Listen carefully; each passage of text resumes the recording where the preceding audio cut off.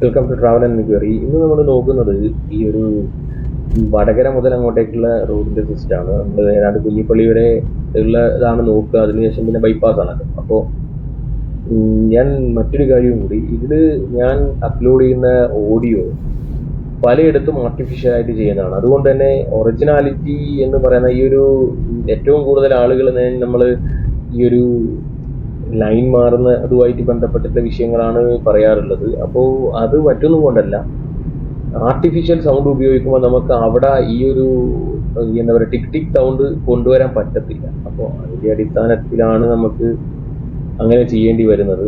90% artificial ആവും. കാരണം നമ്മൾ സംസാരിക്കുമല്ലോ. ഇപ്പോൾ ഞാൻ ഒറ്റക്കായിട്ട് ഒരു വണ്ടിയിൽ പോവില്ല. അപ്പം നമ്മൾ പല അഭിപ്രായങ്ങളും ഇങ്ങനെ പറയും. അപ്പോൾ എല്ലാ അഭിപ്രായങ്ങളും നിങ്ങളോട് നമുക്ക് ഷെയർ ചെയ്യാനൊന്നും പറ്റാത്ത രീതിയിലൊക്കെ ആയിരിക്കും ചിലപ്പോൾ നമ്മൾ സംസാരിക്കുക.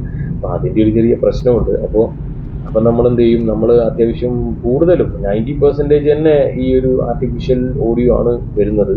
ഒറിജിനൽ ഓഡിയോ വരുന്നത് റെയറസ്റ്റ് കേസുകളാണ്. അപ്പോൾ ഇപ്പോഴത്തെ ഒരു അവസ്ഥയിൽ അതൊന്ന് അഡ്ജസ്റ്റ് ചെയ്യണം. നമ്മളിപ്പം വടകര മെയിൻ സിഗ്നലിൽ നിന്ന് നമ്മൾ സ്റ്റാർട്ട് ചെയ്യുന്നത്. ഇവിടുന്ന് അങ്ങോട്ട് എന്ന് പറഞ്ഞു കഴിഞ്ഞാൽ കംപ്ലീറ്റ്ലി ഒരു എന്താ പറയുക, ഒരു സംഭവം മനസ്സിലാവില്ല. വടകരയാണെന്ന് പോലും മനസ്സിലാവാത്ത വിധത്തിലായിരിക്കും പിന്നെ അങ്ങോട്ടേക്കുള്ള ഓട്ടം.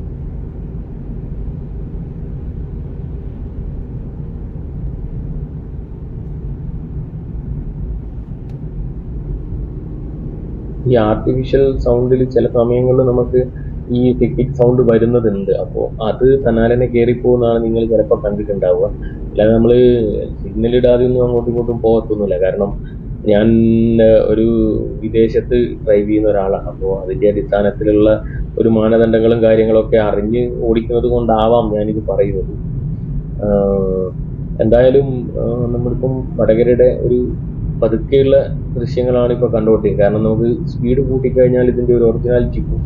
നമ്മളെങ്ങനെയാണ് യാത്ര ചെയ്യുന്നത് ആ യാത്ര തന്നെ നമുക്ക് നിങ്ങൾക്ക് പ്രദാനം ചെയ്യുക എന്നുള്ളതിൻ്റെ ഒരു ഐഡിയ ആണ്. അല്ലാതെ നമുക്ക് ഉയരത്തുനിന്നൊക്കെ വീഡിയോ എടുത്തിട്ട് ചെയ്യാൻ പറ്റും. പക്ഷേ അതിൽ നിങ്ങൾക്ക് എത്രത്തോളം ക്ലാരിറ്റി കിട്ടും എന്നുള്ളത് എനിക്ക് അറിഞ്ഞുകൂടാ. അതുകൊണ്ടാണ് ഞാൻ ഈ ഒരു രീതിയിൽ വീഡിയോ ചെയ്യുന്നത്.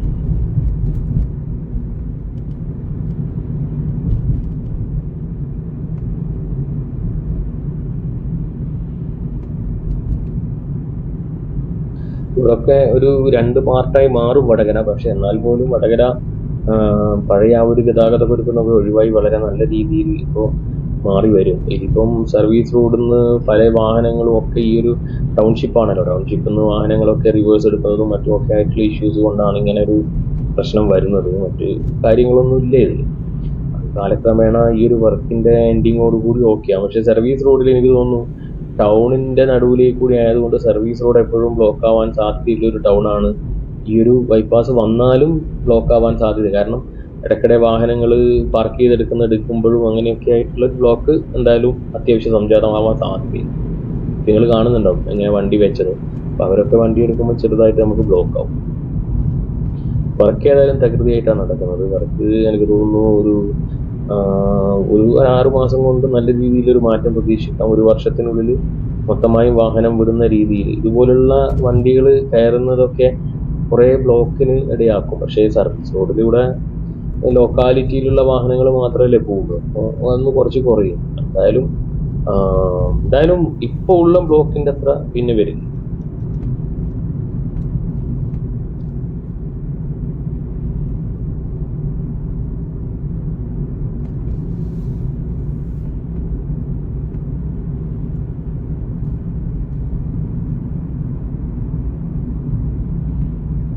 വടകര ടൗണിൻ്റെ ഒരു നിലനിൽപ്പ് തന്നെ ഈ ഒരു ഹൈവേ, അതായത് NH-66 ഇരുവശത്തുമായിട്ട് നിറയെ കടകളും ഒക്കെ ഉള്ള ഒരു ചെറിയൊരു ടൗണാണ്. ചെറുതും നല്ല വലിയ ടൗൺ തന്നെയാണ്.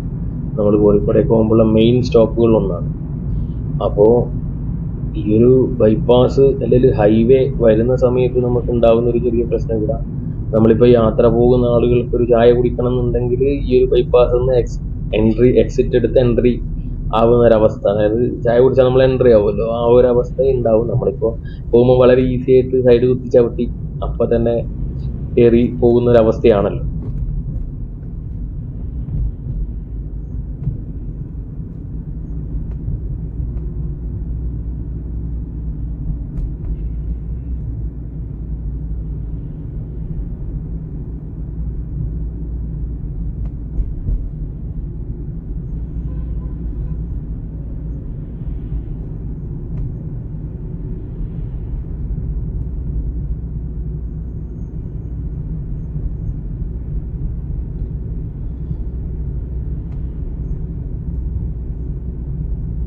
ഈ ഭാഗത്തൊക്കെ വളരെ വേഗത്തിൽ നമുക്ക് വർക്ക് തീരും എന്നുള്ളൊരു കാര്യമുള്ളത് കൊണ്ടാണ് അതിൽ വലിയ രീതിയിലുള്ള മാറ്റങ്ങൾ നമ്മൾ കാണാറുള്ളത്.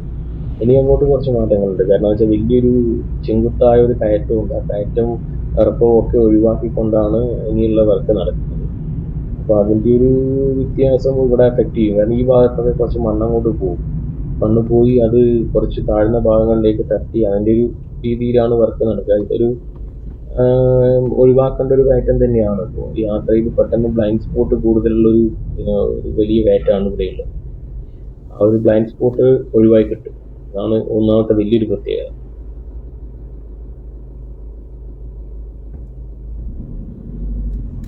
ഗോൾഡ് ട്രേഡിംഗ് ചെയ്യാൻ താല്പര്യമുള്ള ആളുണ്ടെങ്കിൽ ആരെങ്കിലും ഉണ്ടെങ്കിൽ കോൺടാക്ട് ചെയ്യുക. മുകളിൽ നമ്പർ കൊടുത്തിട്ടുണ്ട്, ഈ ഡിസ്ക്രിപ്ഷനിൽ നമ്പർ ഉണ്ടാവും. അതിനെപ്പറ്റി അന്വേഷിക്കാനും നിങ്ങൾക്ക് ഇതിനോട് എന്തെങ്കിലും താല്പര്യം ഉണ്ടെങ്കിൽ ഇതെന്താണെന്ന് അറിയാനും ഒക്കെയുള്ള രീതിയിലുള്ള അഭിപ്രായങ്ങൾ എടുക്കാനൊക്കെ നിങ്ങൾക്ക് കോൺടാക്ട് ചെയ്യാവുന്നതാണ്. നമ്മൾ എല്ലാ വിധത്തിലുള്ള ഹെൽപ്പും ചെയ്യും. ഫ്രീ ക്ലാസ്സും അറേഞ്ച് ചെയ്യുന്നതാണ്. അപ്പോൾ താല്പര്യമുള്ള ആളുണ്ടെങ്കിൽ പെട്ടെന്ന് തന്നെ കോൺടാക്ട് ചെയ്യുക. ഡയറക്റ്റ് ക്ലാസ് തരാൻ സാധിക്കുന്നതാണെങ്കിൽ നമ്മൾ ഡയറക്റ്റ് നാട്ടിൽ വന്നിട്ട് തരുന്നതായിരിക്കും. അത് വേഗത്തിൽ തന്നെ പറഞ്ഞു കഴിഞ്ഞാൽ ഒരു 5-6 ആളുണ്ടെങ്കിൽ വരുന്നത് കൊണ്ട് കുഴപ്പമില്ല. ഇപ്പം നമ്മൾ പാർക്കോ ഹോസ്പിറ്റലിൻ്റെ അടുത്ത് ഏതാണ്ട് എത്തിയിട്ടുണ്ട്. ഈ ഒരു ഭാഗത്ത് ആണ് ഇനി വടകര കുറച്ചും കൂടി ഒന്ന് വികസിക്കുക എന്നാണ് എനിക്ക് തോന്നുന്നത്. കാരണം ഈ ഭാഗത്തൊക്കെ നിറയെ സ്ഥലങ്ങളുണ്ട്. വലിയ അടിസ്ഥാനത്തിൽ ഒരു ഹോസ്പിറ്റലും മറ്റുമൊക്കെ വന്നതിൻ്റെ ഭാഗമായി നല്ല രീതിയിലുള്ള മാറ്റങ്ങൾ നമുക്ക് അത്യാവശ്യം പ്രതീക്ഷിക്കാം ഈ ഒരു ഭാഗം. ഈ വലിയ മോളുകളും മറ്റുമൊക്കെ വരുന്നെന്നുള്ള രീതിയിൽ. പിന്നെ ഇവിടെ ഒരു ചെറിയൊരു ഫ്ലൈ ഓവർ ജംഗ്ഷനും കൂടിയാണ് കൊടുക്കുന്നത്. ഒരു കാര്യമായ പഴയ വടകരയിലേക്ക്, അതായത് ഓൾഡ് സ്റ്റാൻഡ് ഈ ഭാഗത്തേക്ക് പോകുന്ന വാഹനങ്ങൾ കയറിപ്പോകുന്നൊരു വഴിയാണിത്.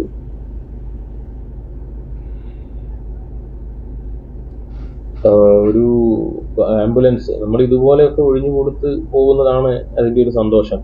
കാരണം അതിലിരിക്കുന്ന ആളുകളുടെ ഇപ്പോൾ ഉറ്റവരും ഉടയവരെയും കൊണ്ട് ഓടി എന്താ പറയുക രക്ഷിക്കാനുള്ള ഓട്ടത്തിൻ്റെ ഇടയിൽ നമുക്ക് ഉണ്ടാകുന്ന ഒരു ഫീലിംഗ് ഉണ്ടല്ലോ. പിന്നെ ബേസ് ചെയ്ത് നോക്കുമ്പോൾ നമ്മളെല്ലാം ഒഴിഞ്ഞു കൊടുക്കുന്നതാണ് ഏറ്റവും സന്തോഷകരമായ കാര്യം. അപ്പോൾ ഇന്നത്തെ വീഡിയോ ഏതാണ്ട് ഇവിടെ അവസാനിപ്പിക്കുകയാണ്. നിങ്ങൾ അടുത്ത വീഡിയോ എന്ന് പറയുന്നത് വടകരയിൽ നിന്ന് നമ്മൾ കുഞ്ഞിപ്പള്ളി വരെയുള്ള വീഡിയോകളായിരിക്കും വരിക. അപ്പോൾ അത് 2 ദിവസം കൊണ്ട് ഉണ്ടാവും. അപ്പോൾ താല്പര്യമുള്ള ആളുകൾ അല്ലെങ്കിൽ ഇപ്പോൾ എൻ്റെ വീഡിയോയിൽ എന്തെങ്കിലും അഭിപ്രായം കൃത്യമായിട്ട് ഇപ്പോൾ അത്യാവശ്യം ആളുകൾ എഴുതുന്നുണ്ട്. ആ എഴുതുന്നത് പോലെ തന്നെ എനിക്ക് കാര്യങ്ങൾ എനിക്ക് തിരുത്താം. അതാണ് ഏറ്റവും വലിയ കാര്യം. അപ്പോൾ താല്പര്യമുള്ള ആളുണ്ടെങ്കിൽ അഭിപ്രായങ്ങൾ എഴുതുക. അല്ലാത്തത് എങ്ങനെയുള്ള അഭിപ്രായങ്ങൾ എഴുതുക. ഓക്കെ.